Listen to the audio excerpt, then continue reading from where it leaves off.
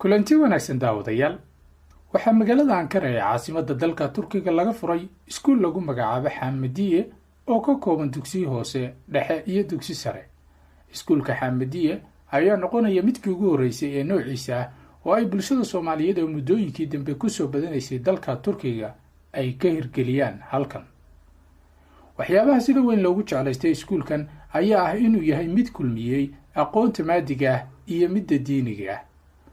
waxaana maamulka iskuulku ay sheegeen in macallimiinta wax ka dhigaysa lagu soo xushay aqoontooda kuwaasi oo isugu jira macallimiin Soomaali ah iyo kuwa ajaanib ah. ugu horreyn qaar ka mid ah macallimiinta dugsigan wax ka dhigaysa bal aynu baranno oo soo dhaweyno. Hi, assalamu alaikum. My name is Naeem Hassan. I'm from Somalia. Inshallah, I will be teaching science, social science, inshallah. My name is Yakub, and I'm from Ghana. I'll be here as a business studies teacher, if possible, English. Thank you. A warm greeting to you all. My name is Vincent. I'm from Zimbabwe. And I'll be teaching mathematics, physics, and the sciences. Thank you. Hi everyone, I'm Ilhan Tahli from Somali. I will be like KG teacher, inshallah. Thank you. Hello, my name is Fahima. I'm from England and I'll be teaching English and Maths. Thank you. Assalamu alaikum. My name is Sharifa. I'm from Kenya. I'll be teaching English. Hello everybody, my name is Umama and I'm from Algeria. I'll be teaching English. Thank you. munaasabadan oo ka qabsoontay hoolka shirarka ee dugsiga Xamadiye waxaa ka soo qayb galay waalidiinta ay caruurtoodu dugsigan wax ku baran doonto waxayna maamulka iyo macallimiinta kala duwan ee dugsigu la wadaageen qaabka uu iskuulka Xamadiye u shaqayn doono. bismillah dhammaan waalidiinta sharafta leh dhammaan ardayda qiimaha leh marka hore ku soo dhawaada iskuulkeena weyn wax badan waa soo sabrayseen wax badan waa na soo riixiseen oo la heleen goormee la bilaabaya physical classkii goormee noqonayaan alxamdulillah waxaan soo gaarnay meesha aan dhehleen maanta waxaan bilaabi karnaa ama aan xooggeena isku geyn karnaa energy-geena oo dhan inaan socodsiino programka aan rabnay oo ah waxbarashadii facilitieskii aan u baahnayn oo iskuulka u baahnaa dhammaantood haddaynan boqolkiiba 90 iyo ka badan waa inoo diyaar. halkan waxaan ku haysanaa ilaa iyo 50 qodob oo ah ruleska iskuulka ku shaqeynayay 50 qodob. These 50 points are not the static one, are not the only one we are working. We are keep updating, changing, promoting all the time.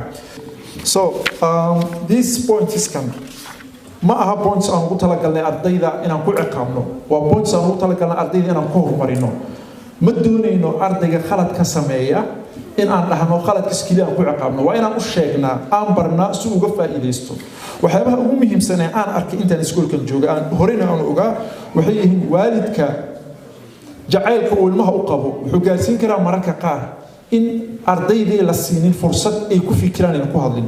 tusaale ahaan markii la doonayo ardayga inuu sameeyo A levelka when students wanted to go A level, so we call it some interviews. Some parents, they like to their children to be the best, so they are pushing them. They are saying, please, why you can't choose this one? A level is not about what parent wants. Is what student can do better. That is the most important thing. So all education in general is like that. waxbarashada sideedaba waxa weeye ardaygu wuxuu ku fiican yahay inuu sameeyo ma aha ardaygu wuxuu doonayo anu waalidkay biology ila jeclaa wuxuu dhigi jiray qof dheeraatay biology ka noqo laakiin biology ma jecel diyaaradda intaan raacaya ku dhib qaba. so haddii aan markaa baran lahaa ama qarash la gelin lahaa I'm very sure waxaan jeclay teaching macallin aan noqdo for my life teaching aan ku shaqeynaa ama jaamacadan ka dhigo Turkiga Soomaaliya Libya inta macallin aan ku shaqeynaa meel kastoo aan tago wuxuu ilaahay ii fududeeyay waxay macallinimada 2015 ki Turkiga ka bilaabana macallin ka noqdo. so pilot kama heli lahayn. This is what I can do better. I know I can be a good teacher. So teacher and education is my favorite. So dhammaanteen ardayda waxaan ka rabno waxa weeye in ay noqdaan their best what they can do is not what we want. Assalamu alaikum to all of you.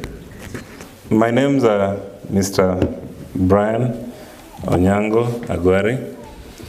I am a Kenyan and I have worked in the education, for quite some time. And when I got the call from our beloved Sheikh to come and actually deliver my services to this school, then I thought of it and said, because already I have some history with him in other institutions elsewhere where I was also managing. So he called me and said that we have a very big project in Ankara and we want to have a proper international school. And I saw it necessary and important that I joined the team at the beginning stages so that we give it the best direction that it can, as much as international schools are concerned. Sheikh Mohammed Idris, oo ka mid ah maamulka iskuulka Xamidiya International Schools, Mr. Brain, oo ah academic manager-ka, iyo mas'uulkii ugu horreeyay halka ka hadlayay Mr. Abdurrahman, oo isaguna ah maamulka ku-xigeenka qaybta maamulka iskuulka, iyo Maxamed Salaad, waalidiinta, macallimiinta, staafka, ardayda dhammaantiin. waxaan ku salaamayaa salaanta islaamka. Assalaamu calaykum waraxmatullaahi wabarakaatu. waalidiin badan requirementskii looga baahnaa iyo shuruucdii looga baahnaa iskuulka way soo mareen, way isdiiwaan geliyeen. qaarkoodba waxay ka dhibiyeen wax yar oo documents ah, iyaguna waan ka sugaynaa insha Allah si ay u helaan maxay classmate placementkeedu ah official ah. waayo beritool waxaa bilaabmaya normal classkii, arday kasta wuxuu fariisanayaa gradekiisii si taa loo dhammaystiro. ardaydii waalidiintii ay ku dhinaayeen warqadooda inay keenaan iskuulka ay ka tirsanaayeen, fadlan idinkuna si degdeg ugu soo gudbiya insha Allah tacaala. waxaan idin rajeynayaa sanad wanaagsan, mustaqbal wanaagsan, ilaahay carruurta Soomaaliyeed waxbarashada ku guuleeyo. annagana waxaan rajeynayaa insha Allah mas'uuliyadana lagu aaminay kuwii ka soo baxay inuu ilaahay naga dhigo, sababtoo ah hadda waalidkii ardaydiiba halkan wada jooga maanta. beritool waxa la iskaga tegayaa ardaydii iyo macallimiintii. marka waa mas'uuliyad aad iyo aad u muhiim ah, aadna u culus. waxaan ku kalsoonahay insha Allah Xamidiya staafkiisa iyo macallimiintu inay ka soo bixi doonaan carruurta Soomaaliyeed, mustaqbalkooduna inuu noqdo mustaqbal guuleysan ayaan ilaahay uga baryaa subxaanahu wa tacaala. aadna u mahadsantihiin dhammaan waalidiinta sharafta badan iyo ardaydaba iyo maamulka iyo macallimiinta Xamidiya International Schools. waxaan ku salaamayaa salaanta islaamka. assalaamu calaykum waraxmatullaahi wabarakaatu. alxamdulillah, waddo dheer aan soo qaadnay, maanta meel fiican baan joognaa. muddada halkan waxbarashada aan meeshan habeenteeda bilaabeynay, meel aan zero ka soo bilownay, maantana ay inoo macquul tahay inay inoo agabkii loo baahnaa waxbarasho inu ku socon lahayd aan haysano way inoo maraysaa. waxaan ka hadli doonaa qodobka ugu muhiimsan oo isaguna hadda aniga aan u xilsaaranahay. laba qodob aan u xilsaarnaa, midna waxay ahayd iskuulkan qalabeyntiisa iyo habeyntiisa, iyo inaan transportationka basaska iyo shirkadda basaska aan soo habayo. alxamdulillah, sidaa aragteen basaskii hadda waa inoo joogaanin oo maanta waa kuwa xaafadaha kusoo wada maray. hasoo dahadaheen waa iska maalintii koowaad. hadda kadib laakiinse waxa aan rabaa basku markuu xaafad ka soo baxayo, intii isku xaafada isku wada ah buu soo mari doonaa. intii isku leen ah inuu basku carruurta saa u soo maro si aanay u daahin, baskana ugu dhex caajisin. marka waalidiintan waxaan ka codsanaynaa inay waqtiga ilmaha waqtigiisa lagu diyaariyo. Sheekh Mohammed Idris oo ka mid ah maamulka iskuulka Xamidiya ayaa dhankiisa ka warbixiyey muhiimadda loo furay, wuxuuna tilmaamay inay doonayaan inuu soo saaro dugsigani arday mustaqbalka noqon karta hoggaanka ummadda oo dalkooda iyo dadkoodaba wax ku soo kordhiya waxna tara. ujeedada koowaad oo insha Allah tacaala iskuulkan waxa weeye sida walaalahii masaaxiibadayba ay tilmaameen inuu soo saaro ardayda mustaqbalka noqon karta hoggaanka ummadan insha Allah tacaala, iyo dad kaalin wanaagsan ka qaata diintooda iyo ummadooda iyo dadkooda inay wax ku soo kordhiyaan, waxna taraan, una adeegaan. marka hawl fudud ma aha dhismaha bani aadamku, waa hawsha ugu adag weeye. waxaana rajaynaynaa ilaahay subxaanahu wa tacaala inuu nagu guuleeyo waxaa loo adeegsanayaa insha allahu tacaala sida ugu wanaagsan ee aan awoodi karno tabartu gaarto oo ah xagga tayada macallimiinta iyo waxbarashada iyo qalabka iyo qaababka wax loo dhigayo intaba inay noqoto qaababka ugu fiican insha allahu tacaala oo ardayga uu wax ku qaadan karo waxna ku fahmi karo ku garan karo ha noqoto xagga teknolojiga ha noqoto xagga gaarsiinta iyo gudbinta ha noqoto xagga dhismaha fikirkiisa iyo caqiidadiisa iyo aragtidiisa intaba iyo tarbiyadiisa inay noqoto mid diinteennana ku qotonta wixii wanaag ah oo cilmi adduun ahna uu qaato oo labadii sidaas diin iyo adduunyo labadaba ay isugu biirto insha allahu tacaala waana sida aan jecelnahay inay ku shaqayso dhammaanteenna hawshaas maamulka iyo macallimiinta iyo waalidiinta iyo ardayda intaasoon bay u dhaxaysaa in aynu iska kaalmaysanno oo isu kaashanno sidii natiijadaas insha allahu tacaala aynu u gaari lahayn waxaan dhihi karaa xaqiiqatan iskuulku wuxuu noqon doonaa laba iskuul oo isku dhafan weli dhismihii maadaama hadda bilowga dhinacan haykalka akademiga ah oo nidaamkan rasmiga ah ee iskuulkaynu qaadanay ee shahaadooyinkiisa British systemka Excelka iyo dhinaca xataa American systemka oo la rabo in lagu dhafo maadaama dadku meelo kala duwan ay ka imanayaan shahaadooyinka caruurtu hadhow ku geli karaan jaamacadaha iyo looga baahan yahay dhinacaas ayaa hadda isku aadintiisa iyo jaangoyntiisa macallimiintu aad uga sii hadlayeen waxaa noo raacsan insha allahu tacaala inuu noqdo iskuul kaleeto oo ku dhafan oo dhinacii islaamiga ah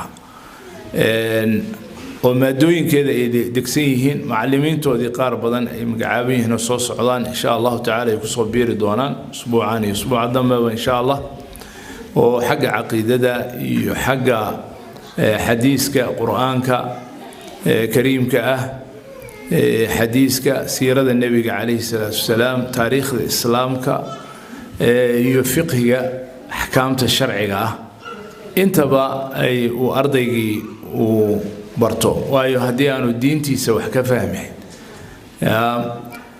dee wuxuu noqonayaa wax aan wax badan naftiisana tari karin ummad kalena tari karin in dhinacaasna waxay noqon doontaa sidaan hore u ballan qaadnayna akademiga iyo qaybaha waxbarashadana waan kala hadalnay wayna ku socotaa jadwalkuna saasuu noqon doonaa insha allahu tacaala xisooyinka hore oo subaxii ah oo dhan markii jadwalku uu fariisto ama jadwalku uu fariisto waxay noqon doontaa subaxa hore oo dhan qaybaha tarbiyada islaamiga ah iyo qur-aanka ayay noqon doontaa xisadaha hore oo dhan kadibna xisadaha maadiga ah ayaa raaci doona rabnaa ardayga subaxda horeba marka maskaxdiisu ay cusub tahay fresh ka tahay inuu qur-aanka kariimka ah iyo tarbiyada islaamiga ah laga soo bilaabo KG-ga ilaa iyo iskuulka gradiga ugu dambeeya ee 12ka iyo secondary-ga inay wada qaadanayaan kalaasyadaas insha Allah taala oo iyagoo aqoon u leh diintooda at least inta ugu yar oo guud ahaaneed ay maaragtay ka soo baxaan insha Allah waxaan kale oo jiri doona insha Allah taala qorshaha noogu jira معهد كل فن إن شاء الله تعالى أو قارب أو قرآن كريم كهي علوم إسلامية وأردي ذا الخبرين عيني كنت تخصصان إن هلي كران جانس كدين عاسين وبرتان وقرآن دراسات إسلامية أصل كدوية وحنا إلهي دنكس كبرينا إنه إلهي سبحانه وتعالى إنه فضي إنت إنه هرسن إلهي سبحانه وتعالى إنه وقولي عمل كاس إلهي سبحانه وتعالى عمل كان بركيه أيان إلهي سبحانه وتعالى كبرينا بأسمائه الحسنى وصفاته العليا والدين تي المهضة يوحي الرجين يعني هيك سنيان ونيدو ذو كجرنا وعن إلهي وبرينا إنه إلهي الرميو ilaahayna subxaana wa tacaala dhammaanteenba uu inoo fududeeyo arrintaa iyo guusha inaynu gaarno khayr baan insha allahu tacaala isu rajaynaynaa. ugu dambayntii qaar ka mid a waalidiinta ay carruurtoodu halkan wax ku baran doonto ayaa ka hadlay waxa uu uga dhigan yahay iskuulkan xaamadiye. السلام عليكم ورحمة الله وبركاته. وحلا إلى أم عبد الرحمن ما شاء الله ما أنت وحنا 6 سنة بلا مي سكول كي الحمدية انترناشنال سكول 6 سنة نميه سنة قادنا يونيفورم كي يجلسي دي عروته وكلا جرنا ما شاء الله إلهي سبحانه وتعالى وحنكرر شيءنا إنه نقضي سكول ننفع أنك يا عروته يدا هبكي اللي جربي أنو ربنا الصوماليا كحدنا وضن كودي يو علمي كودي لنا والبا كي علمي جي دنيا وجي يو عندي وجي دين تبا ما شاء الله وأنا كفر أحسننا هاي وأنا آد بانو أنا قوتا جرسنا ودعينا إنه سكول خير قبلنا ونقضه ما شاء الله والدين تا يعني أنتي أنو ربنا أمريكا وروحن بيجنجنا سكول إنجليزية ودينتي كم قنطاي لكن هذا روحنا مد دينتي إياه محيط علمي عصبة اسكول حدي الدنيا وجيسو حدي هاي. السلام عليكم ورحمة الله وبركاته. برنامج كان جاركا وإنه جهد لنا اسكول كحمدية وأحمد كيجوري نوع عيسى وأي سوماليدو كفرته مجال عنكرة وحيدين شو تشيديني أنا جو أحمد عبد القادر إسماعيل أحمد دروشة تاني كلهم تدا مساحي بيال لما أنتي بوحدي كجتوية. السلام عليكم ورحمة الله وبركاته.